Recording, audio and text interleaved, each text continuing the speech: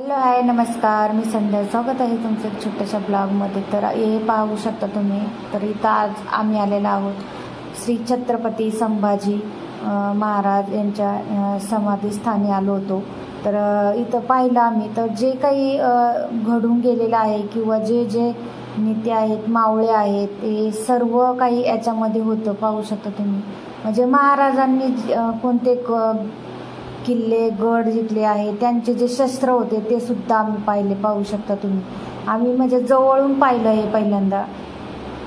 तर हे जे आहे तर हे शिरूर गावी आहे हे. तर आम्ही हे पाहिलं तर खूप भारी वाटलं. म्हणजे जे आपल्याला माहीत नव्हतं, तो एका हातात सुद्धा आपण तलवार किंवा ते उचलू शकत नाही, हे महाराजांनी एका हाताने सगळं काही करून दाखवलेलं आहे. तर इथं जे आहेत महाराजांनी वाघाला हे केलं होतं, तर ते हे दाखवत होतं. तर इथं पाहू शकता प्रत्येकाच्या खाली म्हणजे काय कसं केलेलं आहे ते लिहिलेलं होतं. तर सेतू बांधारे सागरी, म्हणजे प्रत्येकाच्या खाली लिहिलं होतं की काय काय कसं केलेलं होतं, कसं घडलं आहे हे लिहिलं होतं. महाराजांच्या बाबतीत म्हणजे सगळं काही इथं लावलेलं होतं आणि पाहण्यासारखं होतं, जे इतिहासामध्ये घडून गेलेलं आहे. शृंगारपूर येथे युवराज शंभूराज यांनी काय केलं होतं, म्हणजे काय घडलं होतं ते सुद्धा दाखवलेलं आहे. नरसिंह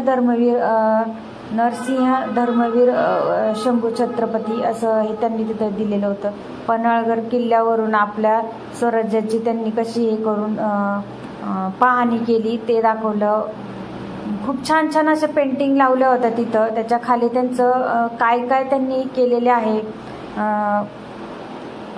ते त्यांनी तिथं मांडण्याचा एक प्रयत्न केला होता. खूप छान होतं आणि पूर्ण जे होतं ते पूर्ण काचेमध्ये लावलेलं होतं, जेणेकरून कोणी त्याला हात लावू नाही शकत. इथं महाराजांचा फोटो होता मोठा.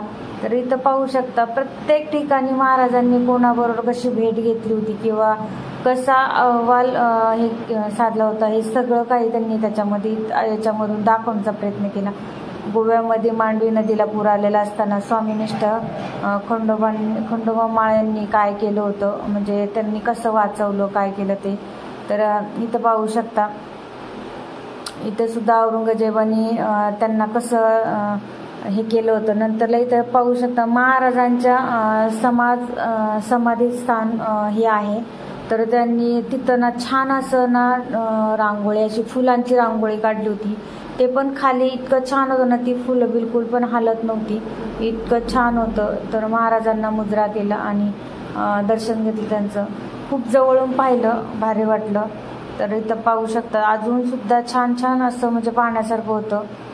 इथं जे होतं स्वामीनिष्ठा कविलास यांची समाधी आहे, इथं त्यांनी समाधी घेतली होती.